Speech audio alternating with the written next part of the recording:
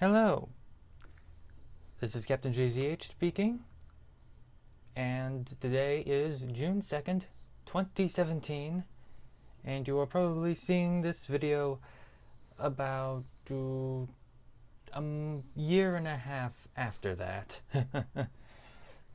Backlogs, am I right? This is going to be a commentary on the roughly 2 years worth of videos I have released, if all goes to plan, that I've released up until the point of this commentary's release, from January 2017 to December 2018. Now, this is not including my school project videos, my archive videos, my gaming videos, and I'm not doing commentary on anything from before January 2017 for the sake of simplicity. So, let us begin. The Gumball Full House intro came out of me wanting to kind of do better at my... See, I did a previous Full House intro with the Channel Awesome crew, but it wasn't that great. Like, I didn't really match the shots, right? Like, when I tried to do a comparison video for, like, there was no comparison at all there, because, like, I had matched none of the shots and just used the music as a baseline instead of the actual intro. But I also wanted to pay tribute to Gumball, because I really like that show, which is a theme you'll see a lot with my fan trailers and fan intros, is that I wanted to pay tribute to something that I liked, and I wanted to show that by making a video about it.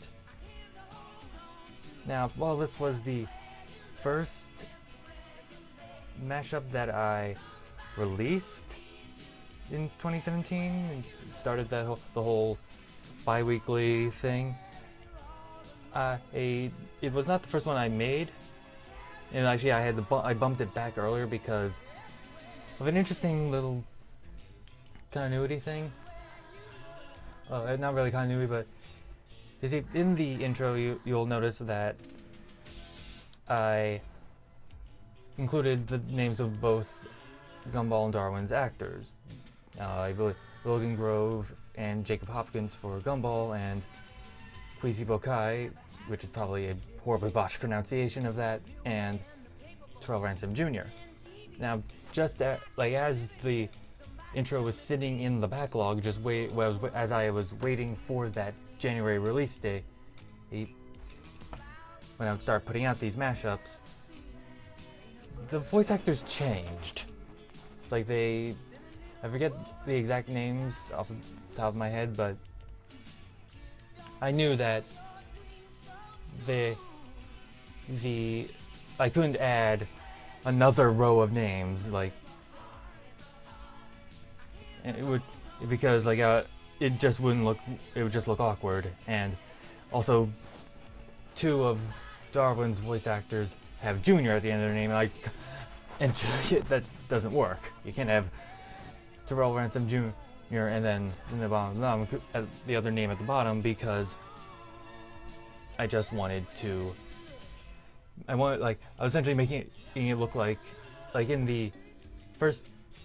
It wasn't the first season of Full House, but I think it was the second season when they started putting Mary-Kate and Ashley Olsen into the credits. They at first hid the fact that they were twins by making Michelle's credit as Mary-Kate Ashley Olsen instead of Mary-Kate and Ashley Olsen.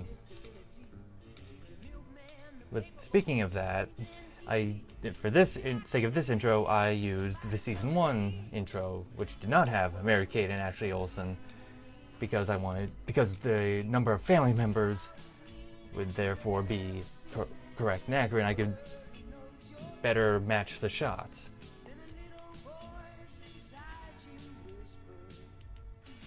And for the ending bit here, that's not a still from the show. That's actually, I just got those images from the Amazing World Gumball wiki. I don't know where they got those still images from, but I just I needed to have something to pull out of, and like it does look a little awkward when you kind of compare the image quality of the clips, which vary, I think. And that actually ran into a problem because Premiere, when I put it into Premiere, the font, and I didn't notice this, the font automatically went as the image resolution of the first clip I used, which wasn't all that high quality. It was at like 480p, because this was when I got all my clips off YouTube.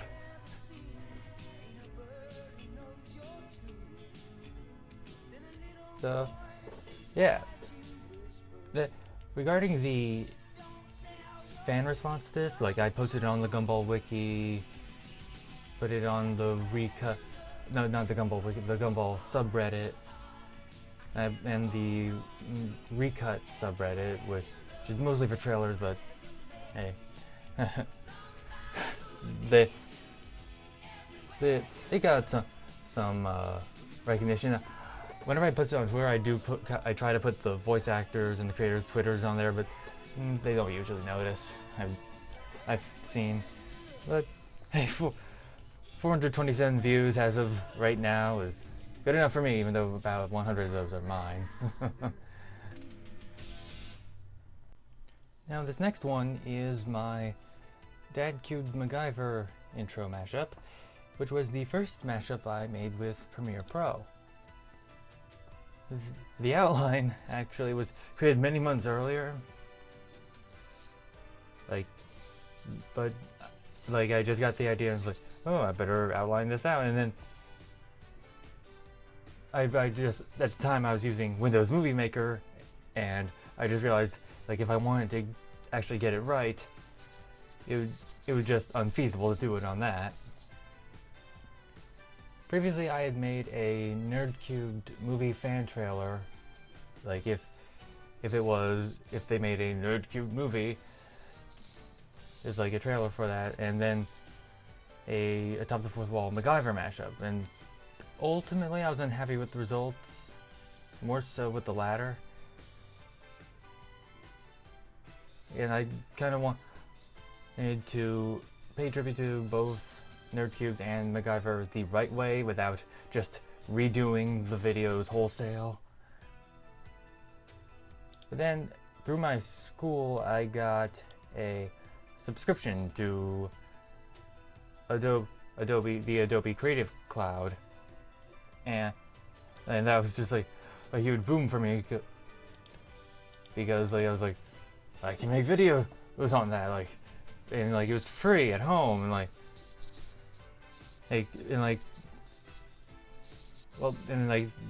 so I just got to work doing this and making it and downloading the videos and doing all this great work, and I'm very happy with this video in the end, by the way. But there was some technical glitch that made Premiere think that I was on the 2-week free trial instead of the subscription that I was supposed to have. So I finished the file, but then I was able to kind of trick it for a little bit into thinking that I'd gone past the free trials about just not closing Premiere down. But then I just accidentally clicked the X button, and was just, I think for a good few days it was the file was finished, the project was done, but I didn't export it, so it was so I had to spend 5 hours online with Adobe customer service, and it was actually very helpful. I gave the guy a high rating after it was done. And at the time I was debating whether or not to stick with my wait till January policy, because my comparison videos had been at that time were being posted bi-weekly from June till December, which at the time of this recording the commentary, it's actually been about a year since I've been going on a bi-weekly schedule. And I've seen YouTubers before that they post their videos as soon as they're finished, and then nothing for for a while, and I wanted to create a backlog because prior to June 2016, my mashups were all posted as soon as they were finished, sometimes twice in a day. Actually, my 2 Back to the Future videos were published on October 21st, 2015. The first one I waited on, and then the next one was like, wait, no, I got this idea, make it, and like just put it out as soon as it was done. Like, didn't even go check, like, oh, did I make a mistake here? No, put it out.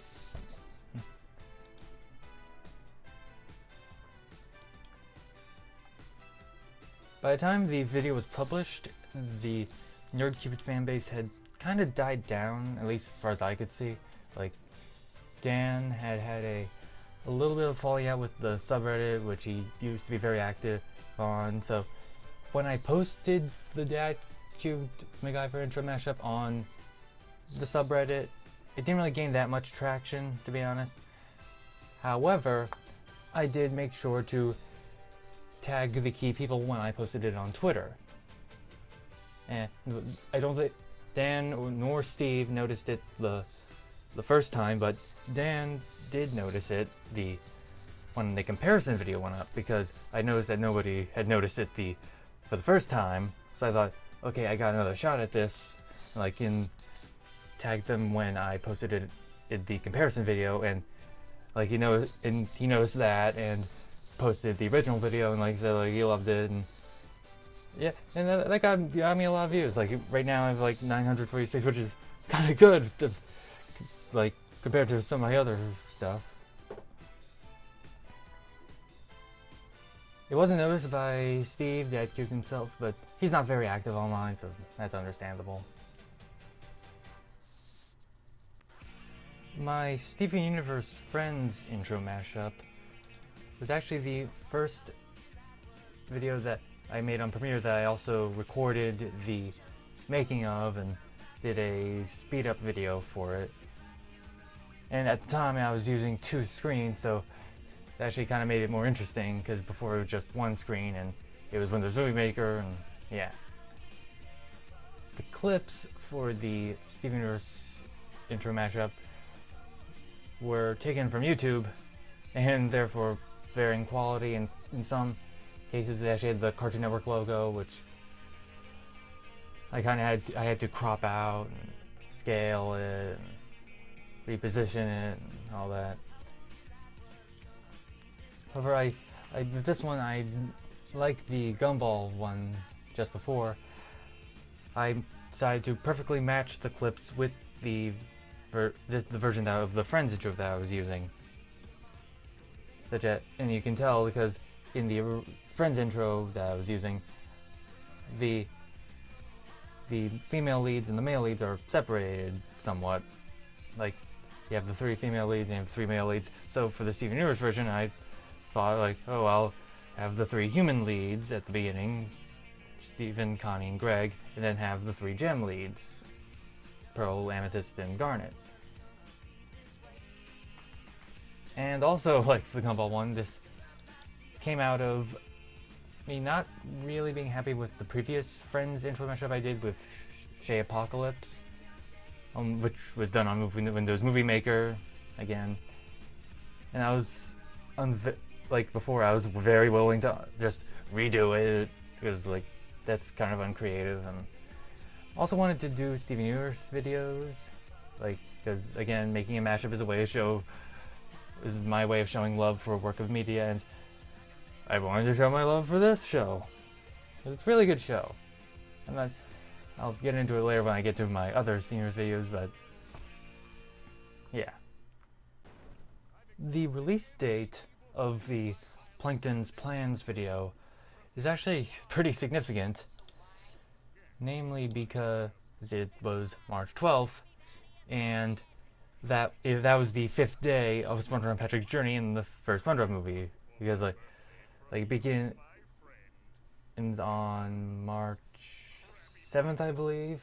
It was at the beginning it shows SpongeBob's calendar, and then the day of Plankton's plan is March 15th. I'm not sure, March 15th or March 13th. Anyway,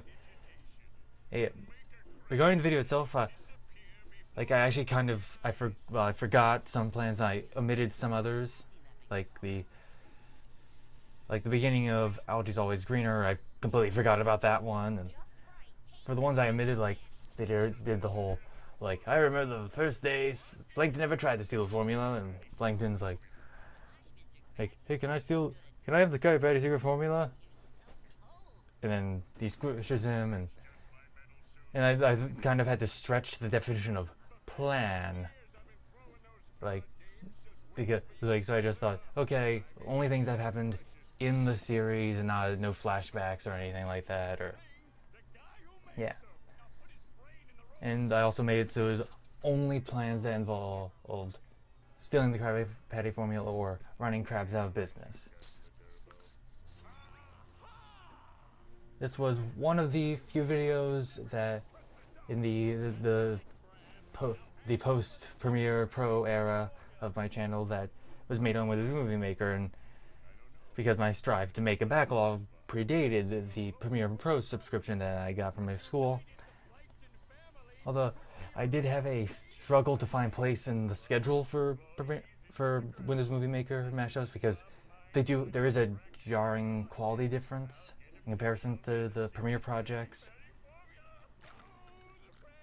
Also, this one was recorded on Bandicam mostly, actually entirely from my SpongeBob season DVDs. I made the list of plans many months before I made the video, but I waited until I got season 5 on DVD.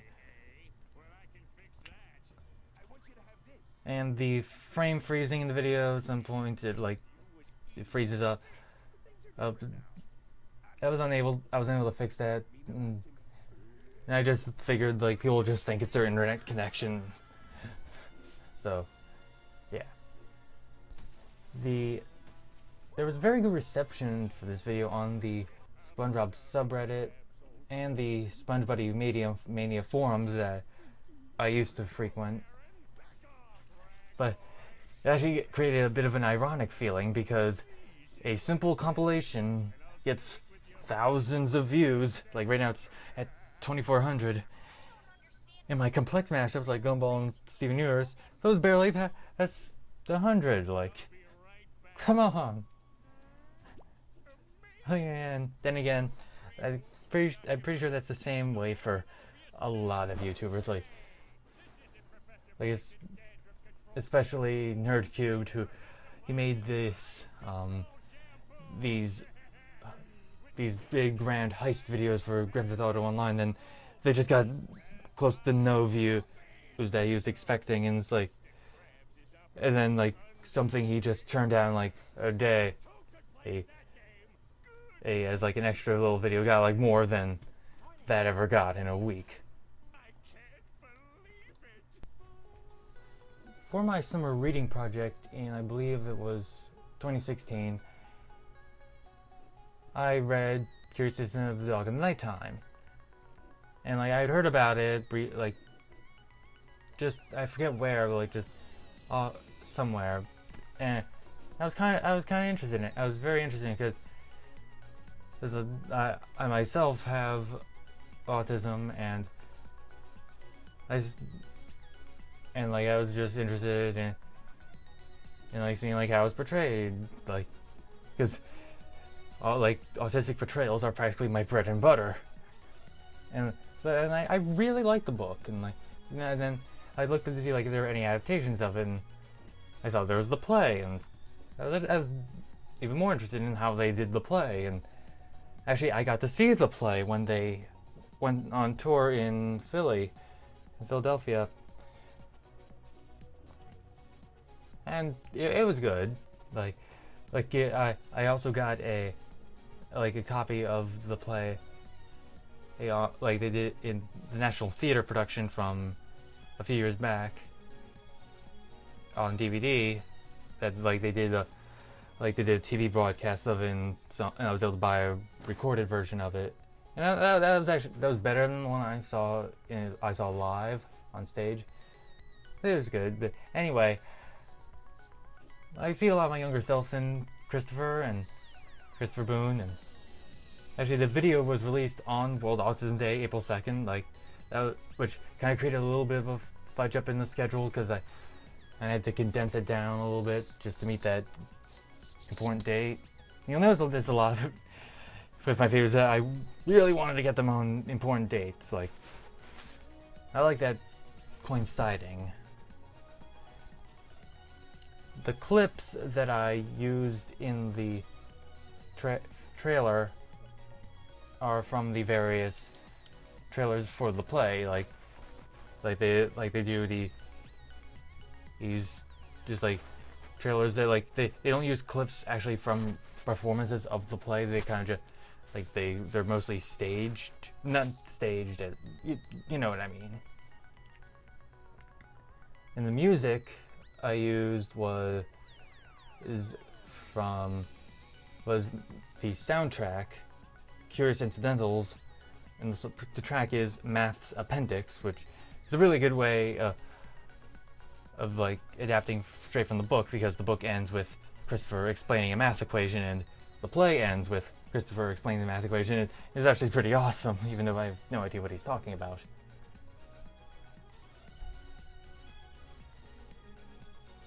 A shorter version of Math's Appendix was used in the trailers, but I wanted to use the full version and use as many clips as I could.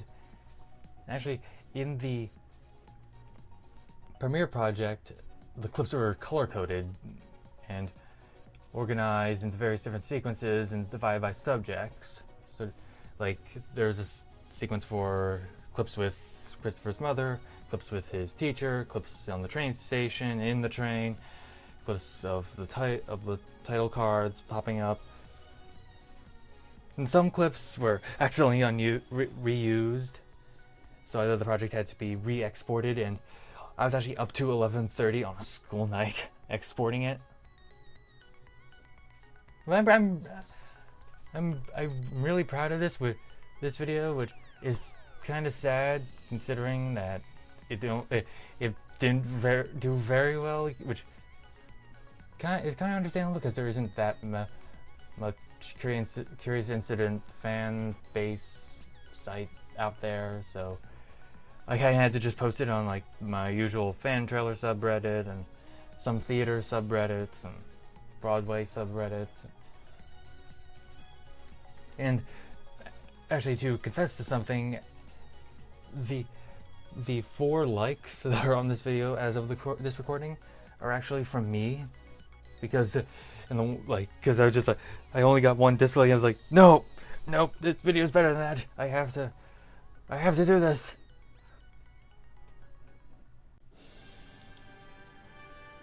The Titanic Tribute was actually made on Windows Movie Maker after I did the Space Tribute, but was released before the Space Tribute because I wanted to do something for the 105th anniversary, which at the time I made the Titanic Tribute was coming up.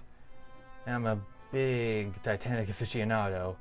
Like, I could go on for hours with the Titanic, but I wanted to do something for you know, like just, and I never seen essentially a photo. This is what this is, a photo story. I didn't use Windows Photo Story, but essentially that was like going through all the various stages of the ship and only using photographs. I wanted to use only high quality pictures, and so I just went on the internet and just collected as many high quality pictures as I could from as many different sources as I could, and some pictures were pictures that I had never seen before. And later, I actually used the pictures that I had gotten for the video for a PowerPoint presentation for my Boy Scout troop, which to fill out the time in here, I'll talk about it. I did many presentations about disasters in my time in the Boy Scouts, and actually made Eagle Scout, if you didn't know. My first, in 2012, for the 100th anniversary, I did a PowerPoint about the Titanic, but that presentation was lost somehow. So I decided for my last presentation I would redo Titanic and go more in depth. And so, and this video is actually kind of a boom for me, because I was then able to go back. I didn't have to look good, like scour the internet for pictures to use for the presentation, and yeah. For the construction sequence, I decided to use the Night to Remember main title, which was never released in its original version, but there was a version the BBC orchestra did, and The Night to Remember is my favorite Titanic movie, so I kind of had to use it in a way. Like, I felt I had to. The rest of it was James Horner's music, which I think really fits with a lot of the pictures that I used. I'm not sure if I said this before, but I am very proud of this video. I'm telling a story with only pictures and music, and the music coincides with the pictures at really great moments, like the moment where there's like the Hymn to the Sea is playing, and just like at the right moment, the lifeboat's lowering comes up, and that's perfect, like in my mind. The Onion video for Steven Universe was inspired by a Twitter conversation with Giovanni Orellana. I probably botched that pronunciation. He said, like, you could put scary music over Onion scenes and be like a horror movie, and I just like, I have an idea. Like, I looked at the sky like SpongeBob, like, Mr. Krabs, I have an idea, and like got to outlining it immediately, and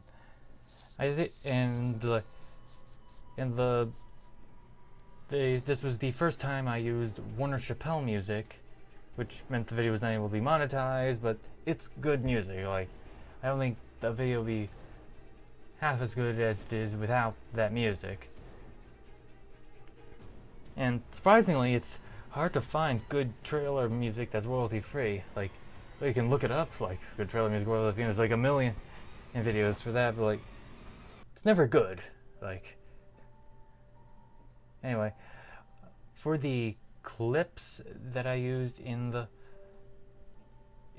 trailer, I had, again, like the previous Steven review, I had to use YouTube clips, and which meant lower quality in some cases, and I think that actually worked in the video's favor, because it kind of made it look a little more old style horror, and like the text wasn't as crisp.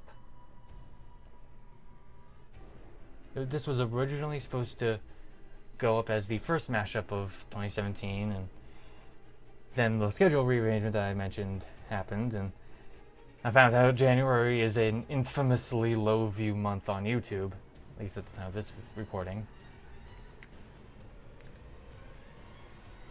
So when I put it online, like, it didn't immediately get attention, but it got enough attention, like got more than I was expecting, which is good. My Hindenburg Tribute was produced basically hot off the heels of my Titanic video, because like Titanic, I wanted to have something for the anniversary, which I realized was coming up, and it was the 80th anniversary, actually, 1937 to 2017. And I'm a pretty big fan of the 1975 Hindenburg movie that I got the music for this tribute from. Despite its inaccuracies, like, the only thing accurate about the Hindenburg movie is the sets, and they're certainly more accurate than the other Hindenburg movie they made. But anyway, it's a very good soundtrack by David Shire, and I was able to get a copy of it online for like a while, because it wasn't on YouTube in full at the time I made the video. Although ironically, it did go up on YouTube on the same day as I released the tribute. So like, I got a guy thinking like, "What? Like, who get this music from my video?" I was like, and I said, no. Actually, the CD release of the Hindenburg soundtrack is out there, but it was very expensive on Amazon at the time I made it. So at the time I made the video, but I did find a full version on Dailymotion, another video hosting site. It took a while to find a video downloader that worked with Dailymotion, and it was very interesting to find like all these pictures of Hindenburg, because I'm not as big a Hindenburg aficionado as I am with the Titanic, so a lot of these pictures I'm seeing them for the first time, and it was like interesting, and I actually had a little more fun, like finding a way to piece it all together in like a coherent photo story. And I was happy to find so many good pictures of the Hindenburg, especially of the construction, which I wasn't expecting there would be that many. One thing I'm really happy of is the fact that the explosion sequence in the video, where I have the music playing and just going through the pictures rapidly, it lasted the same amount of time as the real disaster, which, like, for me, that's kind of great.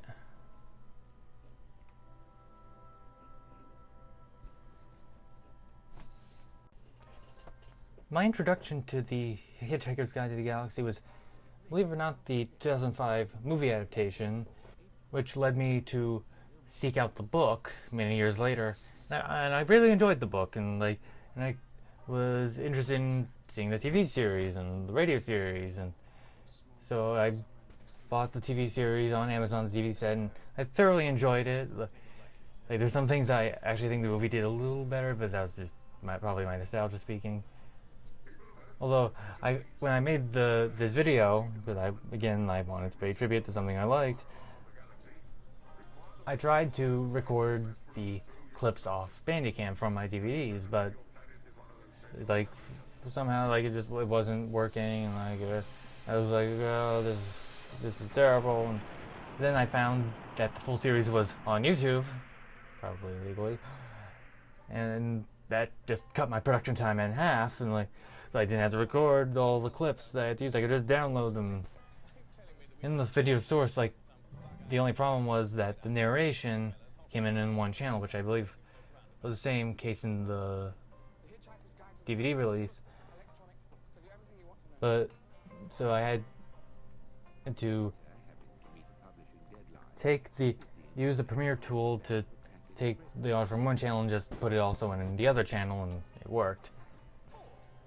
And I used the full version of Journey of the Sorcerer in the trailer instead of the version I used on the show.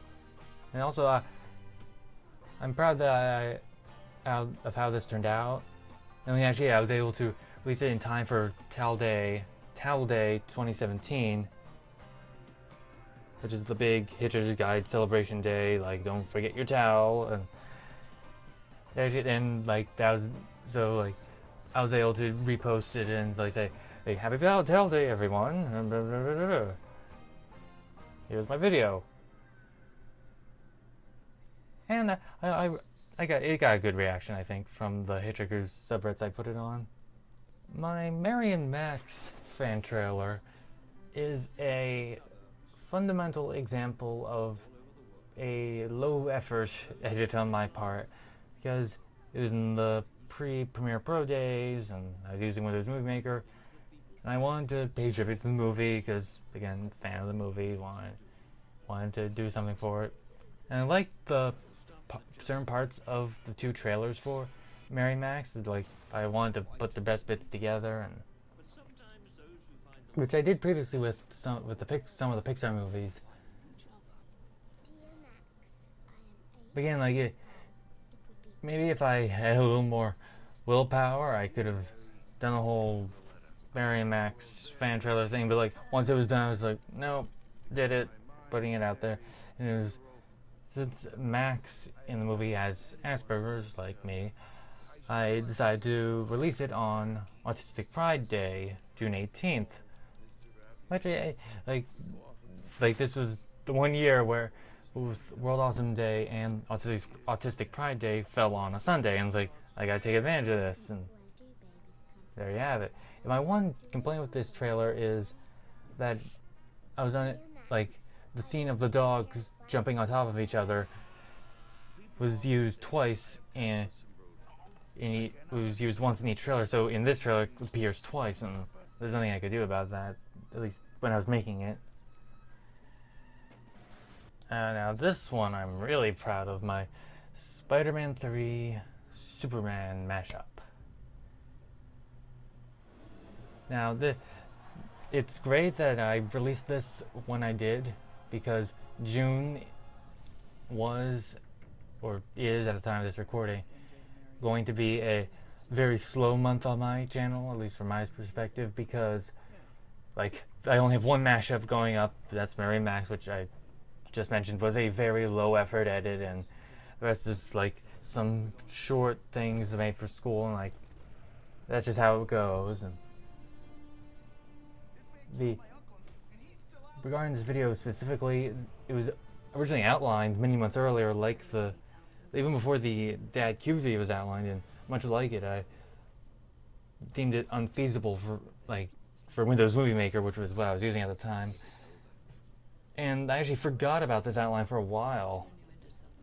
And like I didn't have to change anything about it when I rediscovered it, because like I was reorganizing my files, and at the time I was running out of ideas, and it's like I found it and I was like, oh, like this is all, like every shot has been like matched with another shot, and it was like, this is great. And I'm very proud of how all the clips were matched. Even the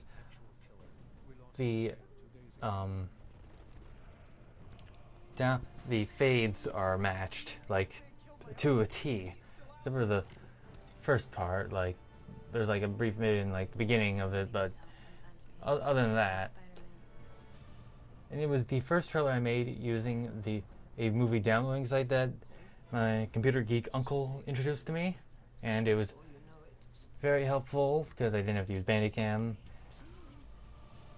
And it's a little less on the up and up as I try to be, but I had all the movies on TV, so I try to stay in that gray area.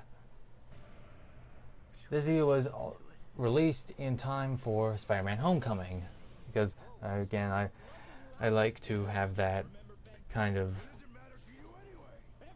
coinciding, and the mashup was released before the movie came out, and so then the comparison video came out after the movie came out, which is something I really like. And I'm sad that Ursa, the female Kryptonian, couldn't be used, although like as an analog to the characters in the Spider-Man 3 trailer, because like if you look at it, like Zod is Harry, Non is Sandman, Lex is Eddie, which kind of means that Venom would then have to be Nuclear Man, which is kind of like, actually I kind of alluded to that in the trailer a little bit by having Superman's being attacked by the symbiote scene being the getting scratched by Nuclear Man scene, which is ridiculous, but it works. For my Angry Video Game Nerd Magnum PI intro mashup, I wanted primarily to show my appreciation for James Rolfe and Sin Massacre. I have such a love of his work, and I hadn't used the Magnum PI intro for anything yet, and it's a really good intro to use for mashups. And there's not much to talk about here, but for the parts where I had Mike Matei and Kevin Finn's credits, those are kind of tricky because they play multiple roles, so I just put them in the slots that in the Magnum PI intro didn't have as after it, like with the character name. Instead, for the nerd, I have James Rolfe as the nerd, and at the end I put Kyle Justin, the guitar guy, as the guitar guy, because that's really his only recognizable role in the series. Again, I'm really proud of how I matched this up, and actually I released it in time for James Rolfe's birthday, like I think like 6 days after. My Together Breakfast commercial was my first Steven Universe video ever made, and it got switched around a lot in the schedule because it was originally where the Onion trailer was, but at the time the length of the show was unclear, and like I wasn't sure, like, is there going to be a show or still airing when the video came out. So, but I also wanted to space out my releases, and in the end, the rearrangement actually kind of worked perfectly. At least I hope so, because at the time of this release, at the time of this recording, the show took a dark turn and like just went balls to the wall cuckoo, and it's like I just loved how it's jarring that like everyone else is making these dark theory videos and I'm just making this reference to like happy cute episode, which this video in specifically was inspired solely by the line, "It has all the power of a breakfast, we have to destroy it," which sounds right out of a cheesy food commercial for kids.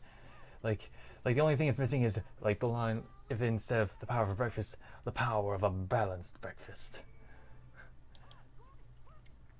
You know,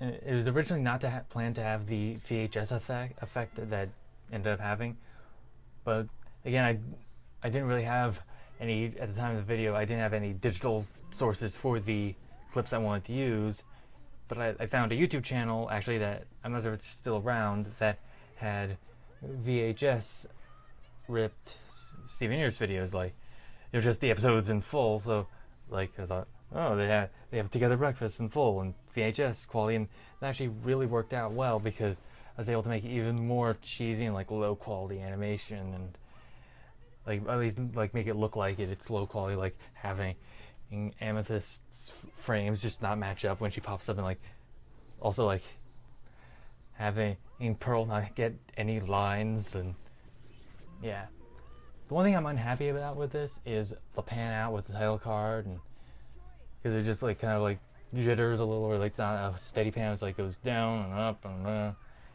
it's my first time doing such a thing, but in the end I like this video.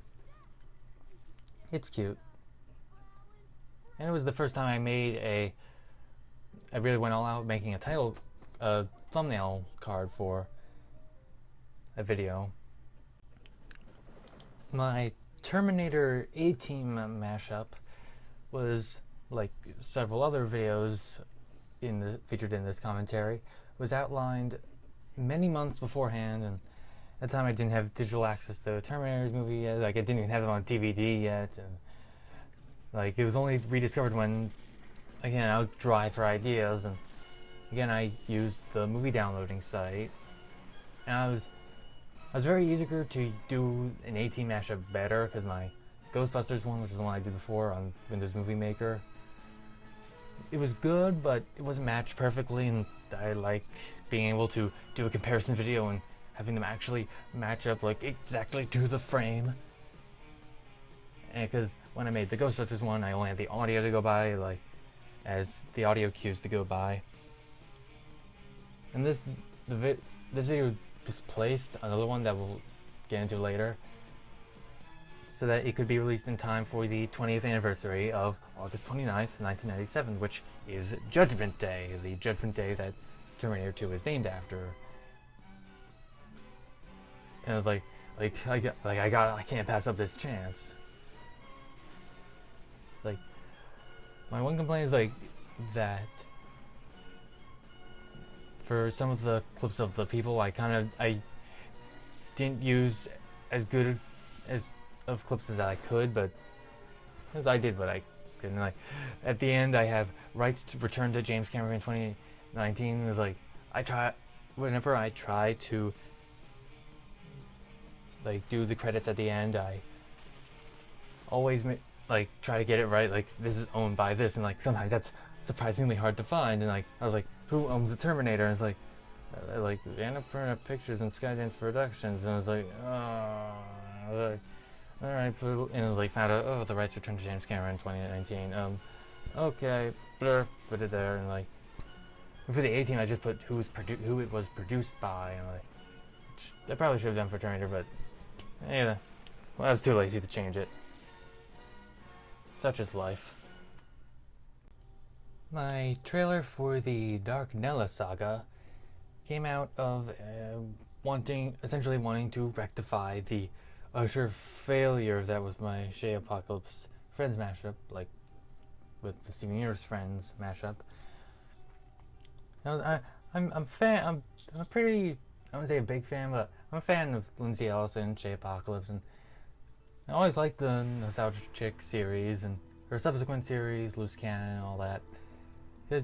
She has a very unique brand of humor and all that, and I enjoyed the Dark Nella saga, and I liked how all the recurring Nostalgia Chick characters were used in that.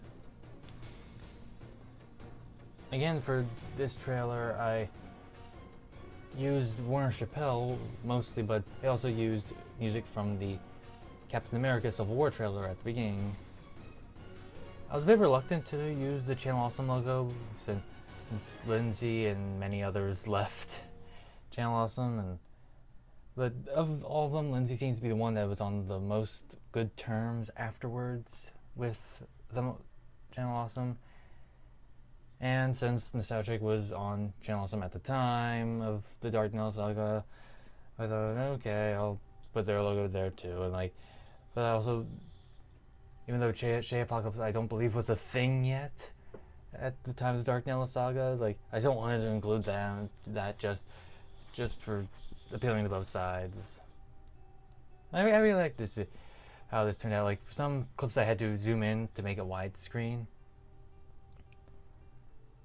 Cause with the Dark Nella saga, some stuff was in full screen, some was in widescreen, and the video quality kind of varied. But I liked what I did with it, and I liked how short it was too. Like this and the Onion trailer and the SpongeBob trailer that's coming up. They all have they're basically under 2 minutes, which rarely happens, I think, with trailers. They usually try to go 3 minutes, push to the maximum, yeah. Oh boy, my Jeopardy theme remix. I am a big fan of Jeopardy. I try to watch it every night, I'm actually pretty good at it if I don't say myself, and I want to be on it someday. And I like all the different versions of the theme song. The 1997 version is my favorite, although it kind of has a lackluster ending to it. Anyway, this was, if you couldn't notice, which you probably should, it was made on Windows Movie Maker, and I wanted to redo it on Premiere. I wanted to, but I didn't have any willpower or time, and it was it's good enough. Which is probably a terrible work ethic, but I digress. I downloaded the Jeopardy font online. It came in two versions, the standard version and the bolded version. I used the standard version. For the text on the screen, I wished I had kind of paragraphed it down, so theme remix was on one line, Jeopardy was on the top line, but yeah, whatever. I took the best parts of each version. The 1984 and 1992 versions were a bit too simple to combine, to include in a grander scale. So I only used the beginning bits, and that's about it. A few years back, I did a Golden Girls mashup for Fayless, Cinema Snob, and Alison Pregler. It's still good, but I wanted to match the clips better, and at that same time, I wanted to do something for We Bare Bears, because I enjoyed the show. Some lackluster episodes at times, but not good overall. So, and I noticed oh, there's the right amount of cast members in the credits, 3 plus 1. So I was able to match the clips better, and the clips I got for We Bare Bears were taken right off YouTube, like many others on here. Luckily, they were in good enough quality, although some cases I kind of had to downgrade the quality a little bit so I could crop out the Cartoon Network logo that was in some of the corners. For this version, And as opposed to the previous Golden Girls mashup I did, I was able to include the fourth cast member, as it was in the original intro. And I thought like that Charlene Yee's character Chloe was the perfect choice for that, because I could have like the trio of the three bears and then her, like they're like, yeah. And I pushed this up a lot from when it was made compared to some of the other videos in here, because I didn't want to spam my subscribers with cartoon videos. And luckily, at the time of this recording, We Bear Bears was greenlit for another season, and hopefully it lasts up to the time this video is up scheduled for release, unless Cartoon Network airs a bunch of bombs, and like they usually do. But I like this video. It's good.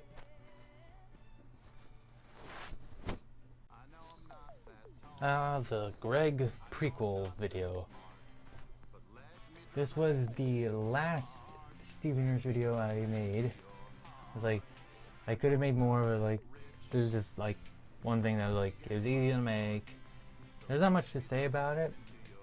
I originally wanted to use kind of like a real 80s song, like a sitcom would, but I found like Let Me Drive My Van to Your Heart actually fit the best.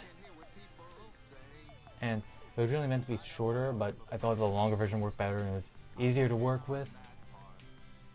Like, and over the years, the Steven Universe fan base has talked about like, oh, wouldn't it be cool if there was a prequel series about Greg and Rose's relationship, and in between the episodes We Need to Talk and Three Gems and a Baby, which they aren't going to make anymore, according to Rebecca Sugar, because the Greg flashback episodes are in chronological order.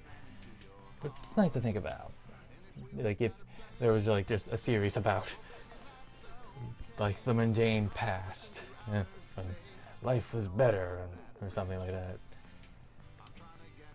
Now, this video was originally supposed to be released in January 2018, but I came to the realization that January is a horrible month for ad revenue, so I saw that the 4th anniversary of Steven Universe's premiere was November 4th, 2017, so I bumped it back, so like, because that's better for ad revenue, hopefully. I think that it works there, and I really like this video too. Like, it's simple, but like yeah, nothing else to say. Moving on.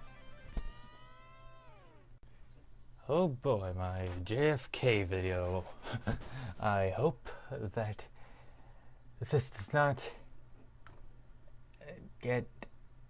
I'm actually kind of hoping that this doesn't get that much attention, to be honest, because like there's a lot of crazy JFK conspiracy channels that I've come across in my travels, and I don't believe in any of the conspiracy stuff. But I do have a bit of an odd fascination with the JFK assassination, and I wanted to see a compilation of all the different amateur footage clips that I like, because there's some that like people don't really know about, and like they aren't as well known as the Zapruder film or the Nix film and whatnot.